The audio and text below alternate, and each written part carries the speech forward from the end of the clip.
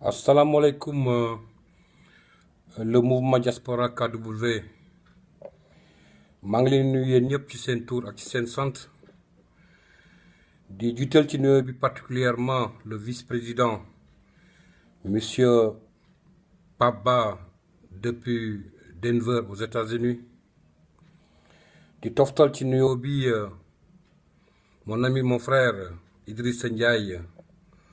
le coordonnateur général du mouvement depuis l'Espagne di ko à travers ce message vidéo félicité ci rentrée politique bi nga xam ne organisé woon na ko au niveau de l'Espagne à Lérida mu nekk rentrée politique boo xam ne sooy xayma nekkoon na loo xam ne c'était une très grande réussite ñëpp gis ci seen bopp parce que nous avons vu lors de ces rentrées politiques la présence des associations, la présence des daïras. Nous avons aussi remarqué la présence de la fédération du PDS de l'Espagne qui a été représentée par l'honorable député Mor Kane que je remercie aussi de passage. Ma bëggoon aujourd'hui à travers cette vidéo ñëw ci ñaari poñ yoo xam ne nekk na poñ yoo xam ne dama jàpp ne dañ ci war a waxtaan benn bi nekk sur le retour de Karim Meïssa Wade l'espoir de tous les Sénégalais ñëpp di ko xaar Sénégal ma bëggoon encore une fois xamal à tous les militants et sympathisants du mouvement Diaspora, en particulier à tous les karimistes, que bien entendu, comme ni ko sunu camarade Omar Sarr waxee, le coordonnateur du PDS, le PDS n'a pas un autre plan, sinon qu'un plan A. C'est la candidature de notre leader Karim Meïssa Wade et il sera de retour au Sénégal. Dina ñëw Sénégal, dina battre campagne. Et d'ailleurs, la plupart du temps, les Sénégalais se posent la question de savoir nan la nu mu nekkee à 9 mois des élections ba léegi dégguñu ko. Mais il faut ñu gëm ne koo gis dafay profiner sa stratégie am. Et moom ci wàllu boppam jàpp ne que c'est dans le silence qu'on arrive à trouver des solutions et c'est dans le silence qu'on arrive à régler les problèmes.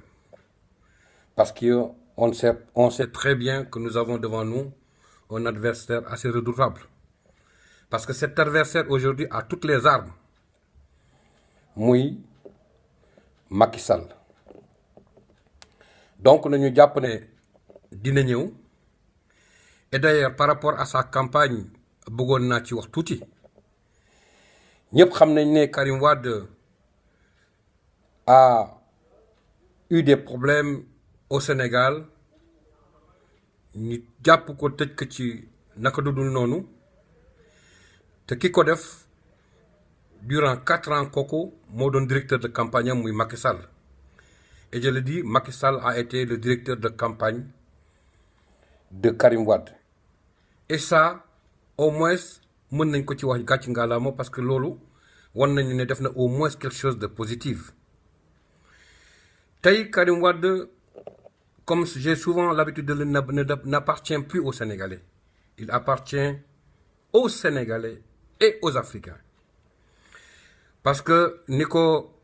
Baba Aïdara di fareel di wax dans ses discours dans ses messages Karim Wade bokk na ci ñi nga xam ne leader yi nga xam ne tey ñëpp jàpp nañ ne genre leader yooyu la ñu war a am pour mu diriger Afrique parce qu'ils n'ont pas de complexe vis-à-vis des Occidentaux parce que c'est des gens yoo xam ne yàlla may na leen xam-xam tax ils veulent mettre leur expertise à la disposition de leur pays kon nag mënuñu ci lu dul gàcc ngalaama Encore une fois, je le dis et je le réitère,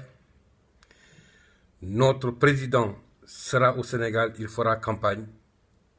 Inch'Allah. te dama koy wax werante xaan tekki tubéy. Deuxième question bi nga xam ne bëggoon naa ko aborder tey mooy le problème des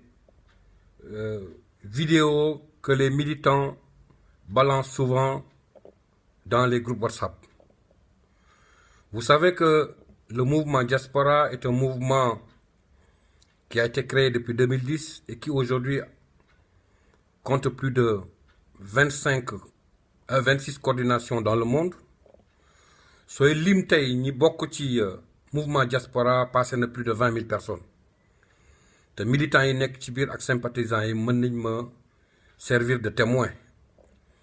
Mu nekk un mouvement assez puissant boo xam ne tey mën naa jàpp ne du président bi moo ko moom, du vice-président bi moo ko moom, du coordonnateur général bi moo ko moom, ñun ñëpp ñoo ko bokk. C'est la propriété de tous les militants qui sont dans le mouvement. Donc lépp luñ ci def rek dañ ci war a def loo xam ne dafay profiter militants yi ak sympathisants yi parce que ci am na ci ay vidéos yu sensibles yoo xam ne suñ ko ciy balancer man damay jàpp ne ça ne cadre pas ak process bi nga xam ne teg nañ ko fas yéene ci liggéey pour mouvement bi jën kanam, pour mouvement bi porter à la tête de la magistrature suprême son candidat Karim Meïssa Wade. Ma leen doon ñaan, vous les militants, vous les sympathisants du mouvement, ñu éviter di balancer vidéo yu mel noonu parce que quelque part peut-être ñooñu am nañ ay mbokk yoo xam ne ñu ngi ci mouvement bi et je trouve que c'est assez choquant su fekkee ne nit taxaw ne di seetaan loo xam ne wóor na li yow kii ñi wane sa mbokk la te soo sañoon du am. Mouvement bi ñun ñoom ñoo ko bokk, mouvement bi li ko tax a jóg xam ngeen ko, mouvement bi c'est un mouvement de soutien qui est là pour accompagner Karim Meïssa Wade jusqu'à la tête de la magistrature suprême. Mouvement bi tey li ko tax a jóg mooy problème yi nga xam ne Sénégal yi ñu ngi koy jànkonteel au niveau du Sénégal et au niveau de la diaspora. Et comme souvent j'ai l'habitude de le dire, des problèmes qui sont liés à la santé, des problèmes qui sont liés à l'agriculture, des problèmes qui sont liés à l'énergie, des problèmes qui sont liés à l'éducation. Je pense que ñun ci foofu la ñu war a xoolee. Nous devons ensemble essayer d'apporter des solutions pour que Sénégal mën a triompher ëllëg à travers l'espoir de tout un peuple qui est Karim Meïssa Wade. Ma bëggoon tous ensemble, nous militants, nous karimistes, ñu jéem a nekk benn xam ne c'est l'union qui fait la force. Ce n'est pas à travers la division que nous allons porter à la tête de la magistrature notre candidat. C'est l'union qui fait la force. Et encore une fois, je remercie tous les militants et sympathisants et tous les karimistes et tous les responsables en particulier du PDS. Héritage bi nga xam ne président Abdoulaye Wade bàyyil nañ ko fi nañu jéem a xool nan lañ koy sauvegarder. Et je pense que la meilleure manière c'est de s'unir pour encore une fois démontrer au président Wade que nous sommes des démocrates libéraux. maa ngi leen di sant di leen gërëm, Alexandre, président du mouvement Diaspora KW à l'international depuis Allemagne, Munich.